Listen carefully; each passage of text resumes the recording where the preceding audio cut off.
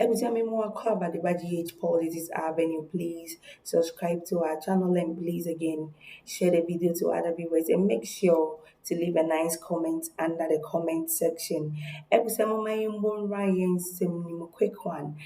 A year flag bearership race na also MPP camp no and a Kwabena Agyapong na we engineer na he's part of the flag bearership no and Selma Air Nani say he was part of the coup d'etat a year Paula Foco a plotte and he didn't stand on his grounds and Yaboni din coup d'etat and Selma Ekoso MPP camp and Rebia Echemno. He was part of it. Into Mama Yambo Ryan Seminimuna Kosha and Sema a year and paying for Ekapa Kwabena Agyapong engineer or you're part of the NPP flag bearership race now. Mama Yambo Ryan Seminimuna.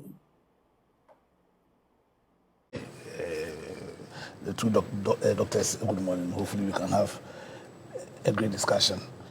Well, I don't know about the NDC side. As in, from what I'm saying, I haven't seen anybody clamoring for or canvassing. Yeah, for now. I think what was in the news is the attempts by the MPP to choose their presidential candidate. I think the discussion started with the infamous bottom-up approach when Ghanaians were asking that they did an introspection and do a self-reflection and then deal with the obvious issues that they have been dealt with. They decided to even deepen their problems further by coming up with this interesting bottom-up, up-down approach.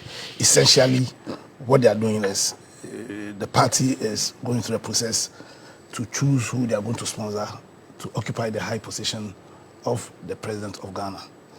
And if what senior members of the NPP have said in the past is to be taken into consideration, they essentially, on the 31st of January 2026, the New Patriotic Party is going to choose a candidate that reflects their spirit, a candidate that reflects their values, to potentially assume the high office of this country, of Ghana.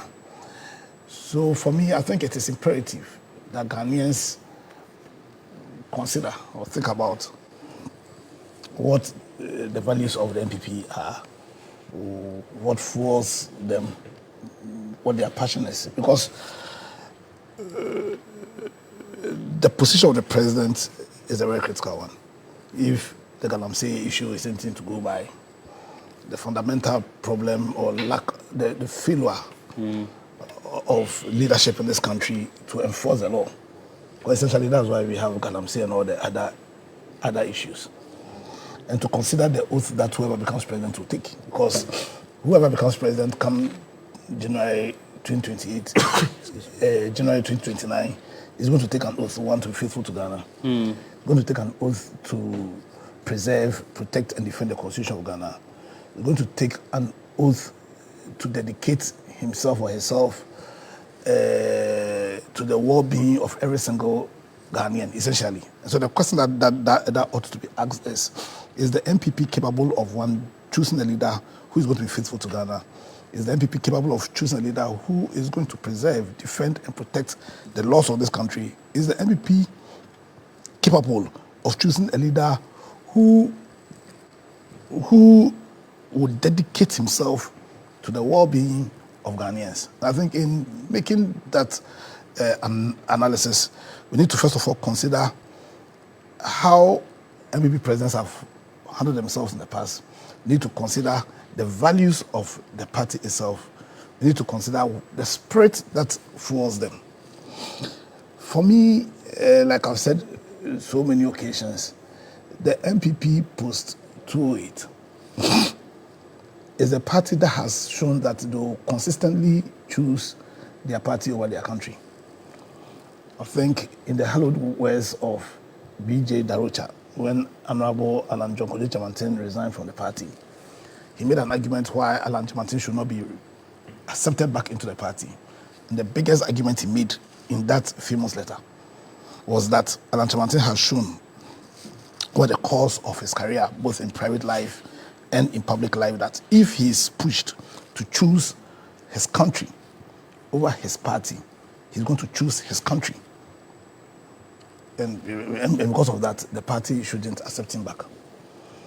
Also, if you analyze the words of His Excellency Nana Akuffo, and case in point is when he met the chief of Akuffo, where he said that he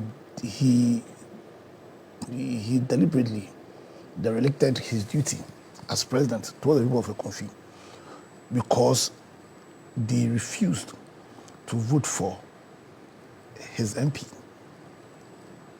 You understand? His words to the people of Mepe, that because they didn't, that he didn't even need to. But that's why they didn't vote for his party. No. So that's what I'm saying, that now the MPP is going to present somebody. And so for us as Ghanaians, because MPP is a public was God institution, and they're going to choose somebody who could potentially become the president of Ghana. If they're going to choose their party, even then we needed to show interest. But they're going to choose somebody who potentially can become the president of Ghana. And so for us as Ghanaians, we need to interrogate the capacity of the party to choose somebody who, one, will be faithful to Ghana, to choose somebody who can preserve, protect the constitution of Ghana, to choose somebody who is going to dedicate himself to the well-being of all Ghanaians. I'm saying that in doing that job, we need to interrogate the value set of the party. And I'm saying that B.J. Darocha, in 2008, when Alan John Kojo Chamantin allegedly resigned, his response was that the party should not accept him back.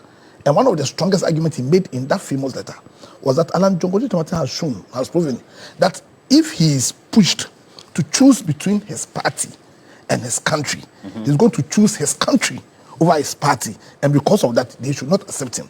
And I'm saying that that is clear evidence of the fact that one of the cardinal values, one of the cardinal spirits, one of the cardinal view of the party is always to place their party's interest ahead of the country's interest. And to buttress that point, the position of B.J. Darocha, I'm saying that when you consider how His Excellency Addo handled the position, his high position of the country, one, I'm saying that when he spoke to the chiefs of Akuffo, where he said that he derelicted on his duty to the people of Akuffo because they refused to vote for his MP. Clearly showing that character of choosing the interest of his party ahead of his country.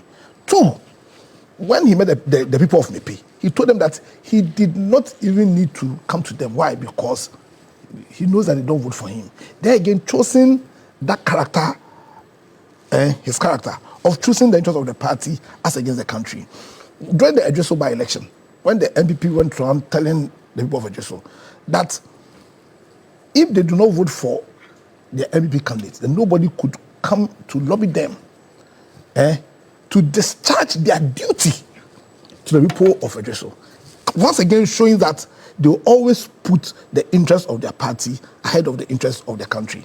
Two, during the parliamentary impasse, the argument the party advanced, the argument the leadership of the party advanced, the argument the leadership of the party in parliament advanced, it clearly showed a party whose values is at various or is adverse to the values of this country in terms of our commitment to the principles of the rule of law. Okay, so the question then it's very critical because the party is going to choose somebody to be considered for the high position of the president of Ghana. You understand? Now, over the years, they've told us that the spirit of their party always chooses their candidates. So we need to interrogate what that spirit is. We need to integrate what their character is. We need to interrogate what their value set is. Because whoever they choose is going to reflect those values. And I'm saying that right as MPP stands today, they do not, their value set when it comes to their respect for the rule of law It's adverse to the... You haven't been hearing Ken Agyapong. He comes in, says a breath of fresh air. He's a businessman. He's going to make sure there's no Adidija, and then also making sure that within the party. The grassroots of the party are well rewarded. In Ghana or within the party. Two, it's not the same Ken Agyapong, who, contrary to the position of the country and taking into consideration the history of this country, because Ghana essentially is an amalgamation of 4 countries and a lot of diverse ethnic groups and value set and cultures. So if you are president, then it is one of your cardinal duties is to find a way of bringing all these diverse ethnic groups and countries together to maintain that unity. Now, when you have somebody who says he wants to be president and who at time past called on other ethnic groups to attack and kill people from other ethnic groups against the clear term, against the clear value, against the clear objective of our constitution, as seen clearly in the chapter 6. What was the MPP's position when he made that dangerous call?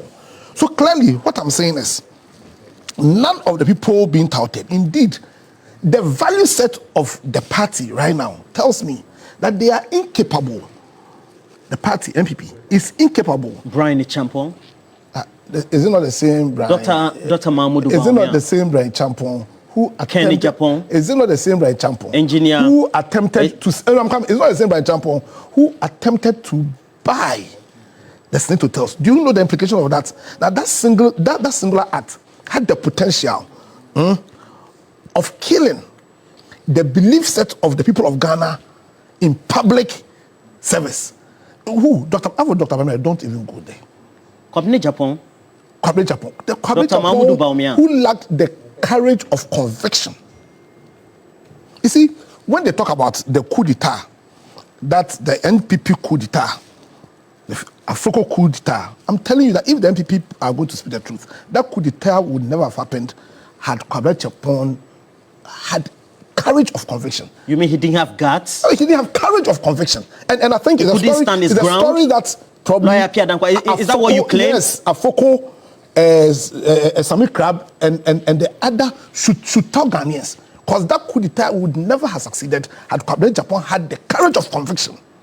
But again, that's what I'm saying. Essentially, when you take all of them, and they're going to be chosen by the party, I'm saying that the party is going to choose a candidate that reflects their spirit. And the spirit of the MPP now is not a spirit of patriotism. It's not a spirit that is capable of being faithful to Ghana. If they were faithful to Ghana, how did they even fight critical things that are essential to our Ghana, especially the Galamsey issue? Because, you see, we all read Prof. Frimpong Boateng's report on Galamsey. And if there was anything clear, it showed you the tacit lack of commitment by the new patriotic party. You understand? Indeed, they were the ones who were perpetrating Galamsey. And today they can have the cockroach audacity to speak about it. Go and read the Energy Sector Recovery Program. You understand? So I'm saying that if there's something fundamentally wrong with the party, it concerns their value set, their character, and clearly their lack of unfaithfulness to the Ghana agenda. Have you not been hearing Nana B say loud and proudly that their party is supreme? How can NPP be supreme when we have Ghana? You understand? I'm clearly saying that. So that party I told you some time ago is a party that right now has been decimated by familiar spirit. Decimated by familiar spirit. Somebody will say you are just an aggrieved former member. No, aggrieved from you are former. Pain about what? You see, if I have any pains, the pain all Ghanaians have against the new patriotic party, how they prove themselves to be unfaithful to the Ghana agenda. And that's why, like I said previously, I'm saying again, the good news is that a new party will be coming. A party that is formed by the right spirit, the right agenda. You understand? To fight for that Ghana cause. Because we don't have a choice. Nobody will build a country for us. Nobody will build a country for us. Classes are being done against us. You take this Galamsey issue, and the Galamsey issue is persistent, clearly because of lack of faithfulness to Ghana, because of clear lack of leadership. So you have a situation where right now the MPP who are supposed to be the biggest opposition party, do not have the moral grounds, the moral right to speak about it. When one of their leaders spoke about this, what was the attitude of the party? They quickly hauled him to that disciplinary committee. And yet, when Chemawun to Menabronye make their despicable speeches. Who are you talking about? Agyapong.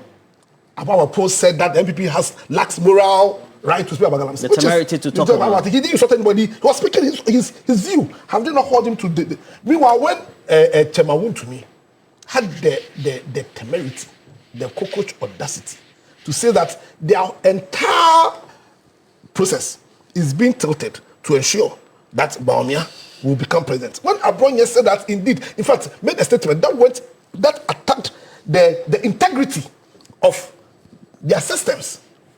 If the party had any faithfulness, any loyalty, you understand, to the abiding principles of integrity and commitment, hey, would they not be holding these two before their... Yeah, because you're a party. You're a party that ought to reflect the values of this country. And we have a country that says that it's one of, or its abiding principle, or its value sets includes a respect for the rule of law, a respect for accountability and probity, a respect for integrity, the values of integrity. And you have a political party who, by their actions, clearly show that they are adverse to. So Wontumi and Abronya should also be treated same like the way they are treating Agyapong and also member. Agyapong has not done any wrong. He simply says that because of their own actions, they lack the moral authority. Okay. Wontumi and Abronya should be suspended for showing values which ought to be adverse to the values of the MPP. But they don't sack them. They will just say we are distanced as hypocrites. Because what Abronya and Wontumi are saying is essentially saying what the values of the MPP is now. That's what Ghanaians. I'm coming. Listen. If really we want to be truly emancipated, if we really want to build a country that is strong, if we really want to build a country that has virtue, why would we be considering anybody at all that a new political party chooses for us? You're not saying this because you are aggrieved? Former member of the party? Aggrieved. Listen. Solomon Usu has been saying this, and I stamp on all forces. You and Solomon Usu, you're on this tangent, former aggrieved members of the MPP? We are Ghanaians. This I always tell you that under no circumstance am I going to choose any party ahead of my country. And I'm aggrieved, yes, as a Ghanaian, because of the Koshoko leadership they gave us. That has left, what's called, our water bodies as brown as chocolate. Well, it's now the responsibility of Rashid Tanko's government to tackle Listen. Now, please end for me. Let me go to So in essence, Ebusami was a your channel GH Politics Avenue. So na mini say yebeshia yeda masi bebre wo mumbre ne madaja mo say my na yeshia so ane de nsem a ehwama ehwabu wo men kwa na ebesom mo ebusami na masi bebre erade nka mo yebesa nso ehia